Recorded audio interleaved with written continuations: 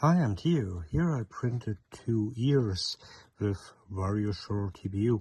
So this is TPU that foams up a little bit, and the resulting print is a lot like EVA foam.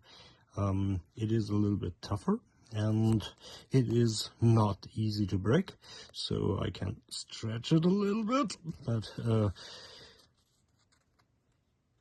breaking it with one hand doesn't work.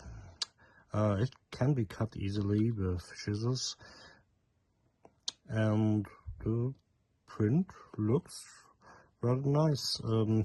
I made these indents here. They are meant to be used as lines for folding, and that's what I did. And it does retain the shape that it's supposed to be really nicely. So I only have to attach these ears on the 2 points here and here, and they will be used on a puppet head. And they're probably tough enough so that the whole puppet can be lifted by the ears if it has to be. That's it for now. Bye bye.